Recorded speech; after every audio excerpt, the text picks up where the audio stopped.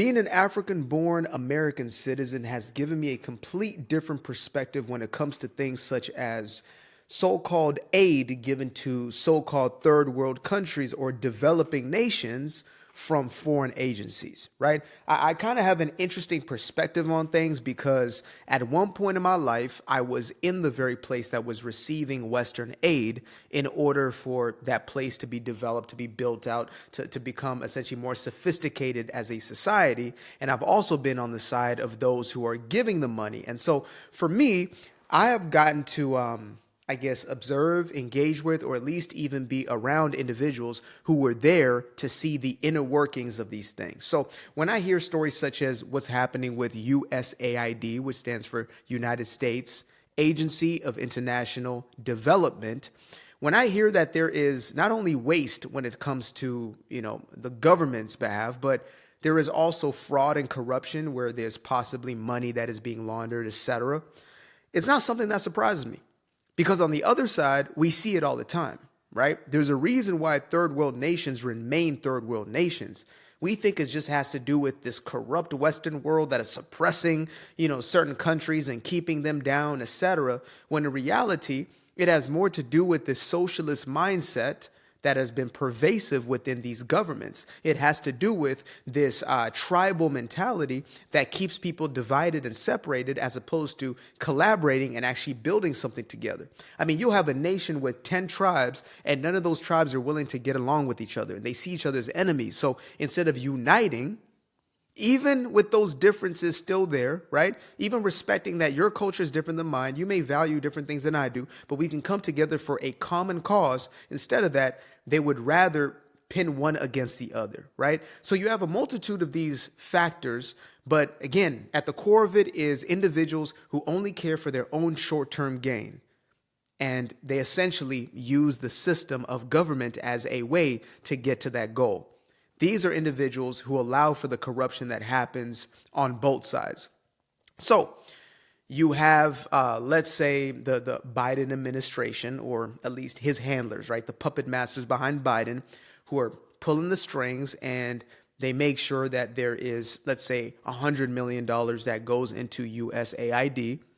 That money, mind you, which is taxpayer money. Anytime the government is spending money, remember, it is always the citizens' money. It is always tax dollars that are being used, right? Or inadvertently, in some way, it is the individual. Shout out to Milton Friedman, who covers this extensively and is one of the most brilliant minds when it comes to economics and the free market.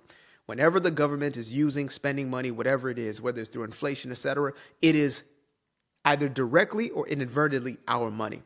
I digress. So you have money going through agencies such as USAID, because monies are commissioned or essentially they basically agree to fund or to create a budget for an agency like this. Mind you, an agency that nobody really voted for to begin with, but that's neither here or there. So money goes in and they start to make decisions in that agency where the money goes. So they take that $100 million and they say, okay, we're going to send this to, let's say, Zimbabwe. And we're going to help Zimbabwe to build out its infrastructure, et cetera. Let's say there's a specific project. We want to build out low-income housing in the city of Harare, right? So with that, you would think to yourself, okay, I don't know exactly what that has to do with us, but maybe this is just altruistic, charitable, sort of giving. So sure, let's give the money to Zim. Money makes its way over. And in most cases that I've witnessed and my own family members have reported to me, it has been the case where, let's say, a project is started for the simple sake of showing something, to those who are putting money into that project, right? So it's the equivalent of you giving me money to build a home. And let's say you're going to check on me every 6 months. So 6 months in, I build just the infrastructure. Maybe I build just the surface, the foundation, or maybe I lay a few bricks, or maybe I just buy, certain supplies. And I tell you that, this is progress. We're making our way. Another 6 months go by, you come to check on me again, and I show you the progress. There's a few more bricks, maybe I built one wall or whatever it is. By the time that you are likely out of office or I'm out of office, It might be a completely different government that's in that place now. And I have nothing to show for it. There is a half-baked, half-built building, but still $100 million has already been given away. What happened to that money? You may ask yourself, what happened to that money? What happened to our money? It's simple. Your money went into somebody's pocket. Now, whose pocket that is, that's for us to discern through the evidence and the receipts and things of that nature. But that does not take away from the fact that this money was misappropriated, misused, right? And that was American taxpayer dollars that went towards that cause. Now, whether or not there is money being shared on both sides, which is not only a possibility, but we've heard enough stories to essentially, discern that this may be what's happening, where there are American politicians as well as, let's say the Zimbabwean politician or politician overseas who are both pocketing money. Now, the reason I lay all this foundation out is because when stories like this pop, when we get into, misappropriated money that is being sent out internationally, money that is likely being washed, I believe it is necessary to create a foundation so we don't get into quote unquote conspiracy land. We don't have to go that far into, the he say, she say, into any anons, whether it's blue anon, a QAnon, or anything of that sort. Instead, I want to deal with the facts of what's actually going on, as well as the infrastructure for, this type of thing playing out. So one of my followers on TikTok actually shared this video with me. It is from Tucker Carlson's channel. But essentially, it is him speaking on how, well, you know what? Let me just let the man explain for himself. Let me let him explain for himself, then we will break this down. Let's get into it. Get yourself a little something to sip on. I got a little bit of this cranberry green tea situation going on. I just happened to run up on it. So shout out to my wifey for, procuring such things, as well as the entirety of this set, teapot, everything. That's Bae. That's her. Even this hoodie right here, that's her. So let's get into it. Last weekend, I had a meeting in a ski resort in the Alps, which is probably the most expensive town in the world. I was not there to ski, for the record. But the whole town is Ukrainian. All the visitors are Ukrainian. And they're rolling into Air Maze and dropping $1 million in an afternoon. All through Europe, you see this. The richest people are the Ukrainians. That money is ours. It belongs to me and you and every other American taxpayer. That's where it's going. Second fact, not guess, fact is the Ukrainian military is selling a huge percentage, up to half of the arms that we send them. Half. And I'm not guessing about this. I know that for a fact, not speculation. And a lot of us winding up with Mind you, this is the guy who has been going into the belly of the beast. Like, say what you will about Tucker, but the guy has an earnest approach to what he does.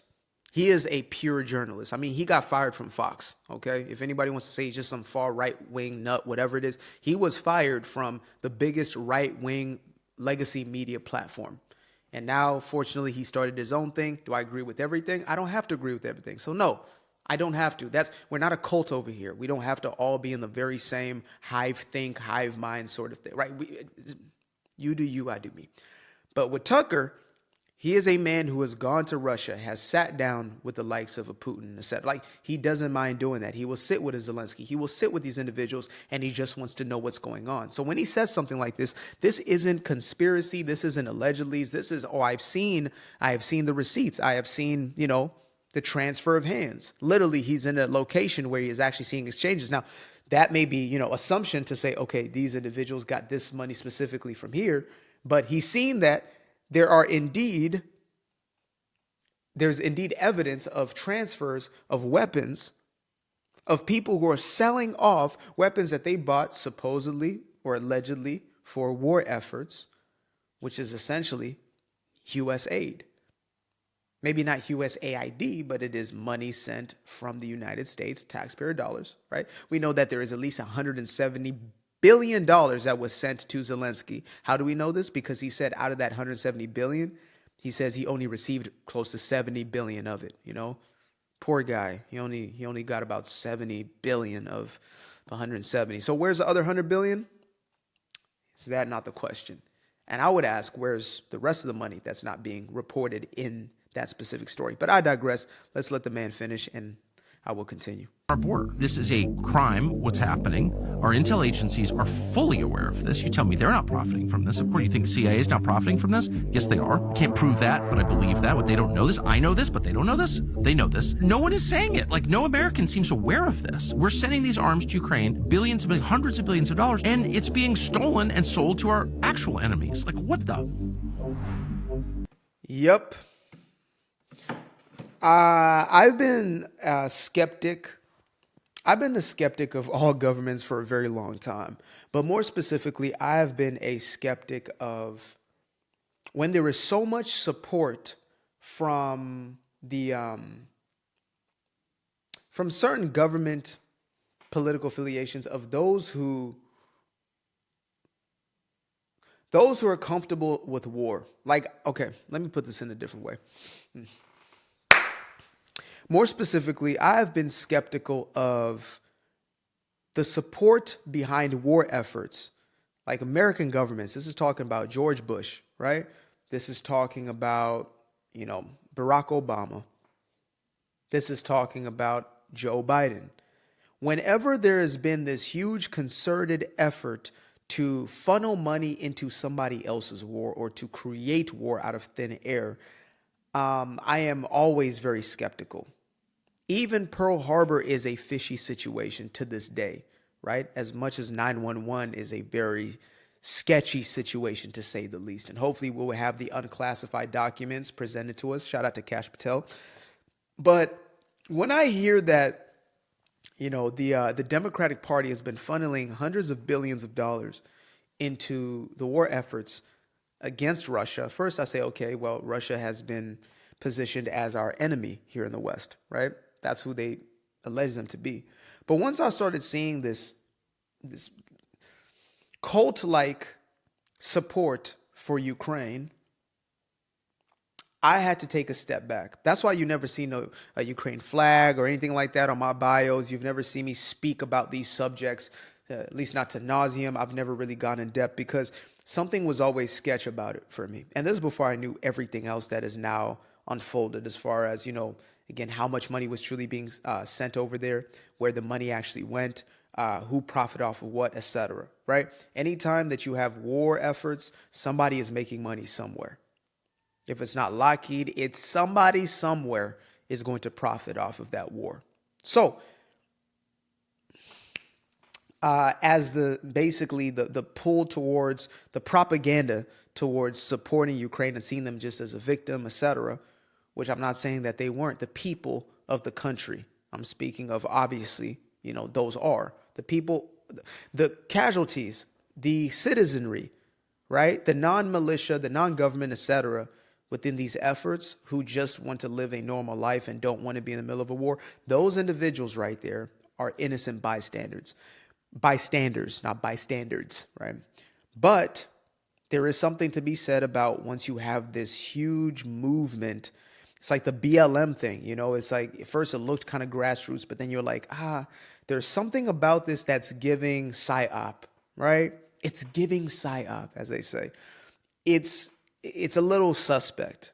And then turns out they're actually scammers, right? These individuals took hundreds of millions, if not maybe upwards of $1 billion, and they funneled it into personal endeavors, personal pursuits, personal luxuries, and things of that nature. So it was essentially a great big scam, right?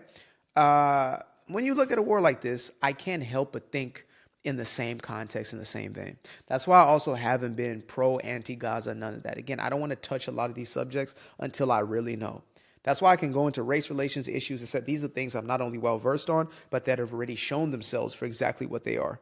We know these are race hustlers. We know these are grifters. We know these are individuals looking to use the divide and conquer method in order to essentially keep us destabilized and keep our attention on the things that don't matter as opposed to what's actually happening, et cetera. So, yeah, when I hear a Tucker Carlson explaining that, there's an arms trade, and when we talk about trade, that means that there's an exchange of currency. So it's not just, Ukraine feels so bad for the next country, they're giving weapons to. No, they're selling them on the black market. Yeah. And this ain't the first time, hopefully it is the last, but likely will not be the last time a government does something like that, right? We know that on both sides of the aisle, there have been drug trades that have taken place, or at least been allowed, at least been enabled, right? And there's justifications as far as, well, if we shut down the black market, then it's going to affect this, and there's monies that are actually, helping the ecosystem, whatever weird reasoning they have. This has happened before. And for anybody who has any skepticism towards, whether or not these are unjustified wars. Because the thing that attracted me about DJT, about the war aspect, is that he was willing to strive for peace, but the most realistic version of peace in a global context, which is peace through strength. He's not saying that, there aren't going to be a few people that are nudged and, hey, checked, but I'm not looking to actively get into war. And mind you, in his entire first 4 years, there were no wars that were started. I hope there are none that are started this time around, right? Sometimes there are justified wars. Sometimes there are. Most times they're not.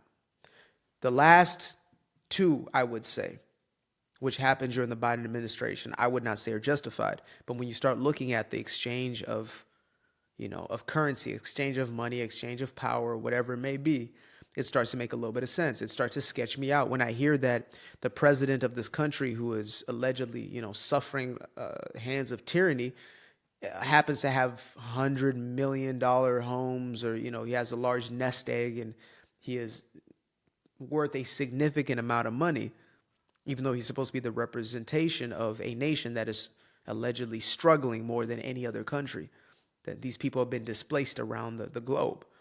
Right? That to me is very suspicious. That's why I keep some of these things also I keep it open. There's some things which I can pinpoint and say, yes, that's accurate. But there are other things where I'm like, look, we have to, at the very least, be willing to think about maybe, just maybe, this is what's going on. Maybe, just maybe, we have been duped into believing that this was some kind of righteous battle. And so our money was funneled into that battle or into that war, and it was essentially washed and put back into the hands of the individuals who finessed us into believing in that war in the first place. It wouldn't be the first time in history, so I wouldn't put it past them. And, when they start having this revisionist history of Joe Carcass Biden and his legacy, these are the things we have to remember, is to say this was his administration that did this. They're already going to DJT, and I say, okay, more power to you. If you want to, call out the things that he's doing that don't make any sense, etc., absolutely. But let's not forget that we had 4 years straight, up until the last 15 minutes of the man's presidency, whether it was him or he was just a puppet, likely puppet, but allegedly. Still a fact that this is a man who pardoned Fauci as well as a host of family members, etc., at the end of his. And I'm talking about minutes before the inauguration. He did this, right? Before the next presidency, he made those moves, giving pardons to family members, etc., outside of his own son, who was guilty. Literally, we had the picture evidence that this man was guilty of quite atrocious things. I'm not even talking about the pew allegations. Or not allegations, but case. I'm talking about the children that was on his laptop in compromised positions and places and spaces. So this is the same president who pardoned that boy after lying to the media, lying to the public in essence, that he would not do so. Over the last 4 years, I will not pardon, I will not pardon, I will not pardon. Fake news. Oh, it's a hoax. Russian disinformation. Oh, wait, never mind. It's not. It's real. Oh, and I did pardon him. This is the same people. It's them. Never forget. So our power is in continuing to share truth and bring these things to light. And then again, those who have their work to do, their jobs to do, they will do those jobs. Like there's some of us who are the megaphone, some of us who expose things, right? That is our job. Then there are those who litigate them. That's their job. Those who incarcerate them, that's their job. Those, who build new infrastructure, that's their job. Everybody has their place to play, or their part to play in the world we're now choosing to build, where we are active and engaged and we are aware of these things. At the very least, we are going to be aware, if nothing else. I used to be afraid of the dark, place unknown like a heart in their heart. I used to see my life in the bar. Now the kids unchained, every shackle is lost. 2 steps in the moonlight, 2 step in the daytime. You just know when it feel right. You got a feeling the time's not. See you through those shades that I just threw on. Through my lenses, you just can't do no wrong. I fell in love with myself again. I fell in love with myself. I fell in love with the sunshine. I fell in love with the light. I fell in love with the full moon. I fell in love with the night. I can see the light again. I can see the light. You can see the life in him illuminate the night. I know the time is taking. A 3-6-5, that's a full rotation. I see you looking up, you know them constellations. Constantly gazing like house of praises, you get to praising.